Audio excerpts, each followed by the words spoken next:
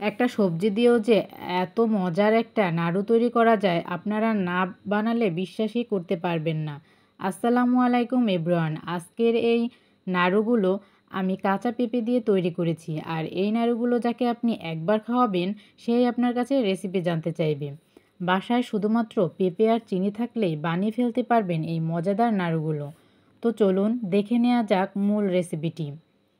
তো প্রথমেই আমি নিয়ে নিয়েছি একটি মাঝারি সাইজের কাঁচা পেঁপে। এখানে কিন্তু কাঁচা পেঁপেই নিতে হবে। এখন আমি পেঁপেটি ছুরি দিয়ে কেটে নিলাম। আর ভেতরের বিচিগুলো একটি চামচ দিয়ে ফেলে দিচ্ছি। এখন পেঁপের খোসা ছাড়িয়ে নিচ্ছি। এখানে আমি একটি কাটার দিয়ে খোসাগুলো ছাড়িয়ে নিচ্ছি। আপনারা বটি বা ছুরি দিয়েও ছাড়িয়ে নিতে পারেন। এই তো দেখতেই পাচ্ছেন আমার পেঁপের খোসা ছাড়ানো হয়ে গিয়েছে। খুব ভালোভাবে পরিষ্কার করে নিয়েছি। এখন আমি পেঁপেগুলোকে একটি গ্রেটার দিয়ে গ্রেট করে নিচ্ছি। দেখতেই পাচ্ছেন আমি কিভাবে গ্রেট করে নিচ্ছি। সেম একইভাবে আমি সবগুলো পেঁপের পিস গ্রেট করে নিয়েছি। এই তো দেখতেই পাচ্ছেন আমার সবগুলো পেঁপে গ্রেট করে নেওয়া হয়ে গিয়েছে। এখন চুলায় একটি প্যান বসিয়ে দিলাম। তার মধ্যে দিয়ে দিচ্ছি 1 কাপ চিনি। চিনিটাকে আমি ক্যারামেল তৈরি করে নেব। চুলার আঁচটা মিডিয়ামে রেখে এটি তৈরি করে নিতে হবে। তা না হলে ক্যারামেল পুড়ে গিয়ে পোড়া গন্ধ আসবে। তারপর নাড়ুটি খেতে একদম ভালো লাগবে না। তো দেখতেই পাচ্ছেন আমার ক্যারামেল তৈরি করা নেওয়া হয়ে গিয়েছে। এর জন্য আমার 2 থেকে 3 মিনিটের মতো সময় লেগেছে। তারপর দিয়ে দিচ্ছি কিছু গরম মশলা। এখানে আমি 2টি দারচিনি ও 2টি এলাচ দিয়ে দিচ্ছি। তাহলে লাড্ডুগুলো থেকে খুব ভালো একটা ঘ্রাণ আসবে।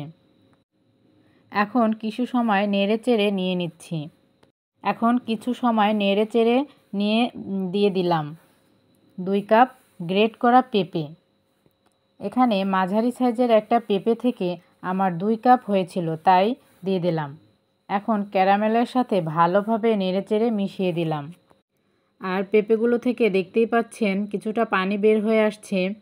তো পেঁপেগুলো আমি পানি শুকানো পর্যন্ত রান্না করে নেব। পেঁপেগুলোকে আমি বারবার নেড়েচেড়ে দিচ্ছি যাতে কড়াইয়ে লেগে না যায়। এভাবে 4 থেকে 5 মিনিটের মতো রান্না করে নিব।